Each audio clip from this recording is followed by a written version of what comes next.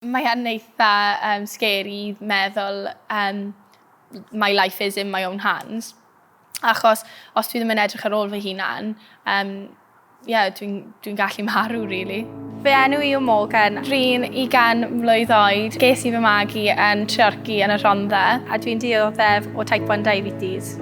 O'n i'n ffeindio allan o'n i'n diabetic pryd o'n i'n 18. Roedd yn dod o llawer o sioc i fi, achos o'n i'n byw fywyd eitha healthy. O'n i'n ymarfer, o fi'n mynd i'r gym. Cyn o'n i'n ffeindio allan o'n i'n diabetic, o'n i wedi teimlo'n sal am llawer o amser. Oedd e ddim tan anti fi wedi dweud, Mog, dyna ni wedi checo sugars ti. Oedd e'n clear from day dot wedyn o'n i'n diabetic. Type 1 diabetes yw autoimmune condition sydd yn effeithio pancreas. Pryd y pancreas ddim yn creu insulin unrhyw fwy, ti angen injecto'r insulin yn lle. O'n nhw'n dweud, wyt ti eisiau injecto nawr, neu wyt ti eisiau ni wneud e? Fi'n fel, na, fi'n wneud e, dwi'n mynd i'n angen wneud e am rest o life fi, ti'n modd.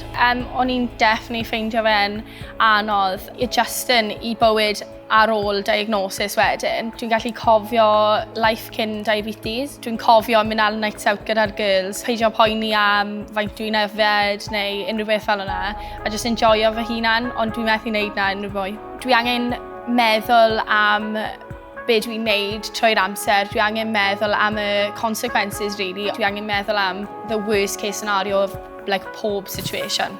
Dwi'n gwisgo sensor nawr, so os dwi'n codi yn y nos, dwi'n gallu defnyddio ffôn symudo fi i checo sugars fi. Mae hwnna'n really quick, so os mae unrhyw beth yn bod wedyn, dwi'n gallu fixo fe there and then. Pryd dwi'n codi wedyn, na i checo sugars fi trwy prico finger fi, achos mae hwnna'n y ffordd mor accurate i checo'r blood sugar. Dwi'n rhoi mewn i'r pump fi a be dwi'n mynd i bwyta wedyn, a mae'r pump yn gweithio fe allan i fi. So mae pump really wedi fod yn lifesaver i fi achos dwi'n really bad at maths.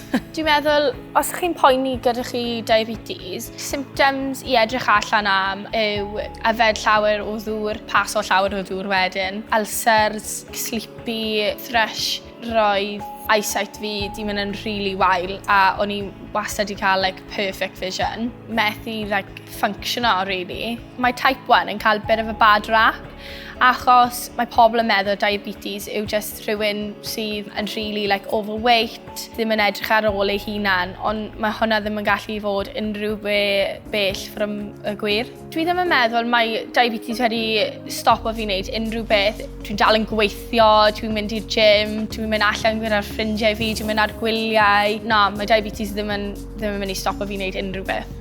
Y cyngor bysa'n rhoi rhywun sydd stryglo really gyda diabetes ar effeithiau, siarad â cheili a'ch ffrindiau, siarad gyda'r pobl yn yr ysbyty, y nurses a'r doctors, maen nhw yna i helpu chdi.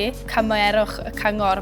Life motto fi yw what will be, will be. Y ffordd dwi'n delio gyda cael diabetes yw literally just cymryd pob diwrnod fel yr a mynd ymlaen fel yna.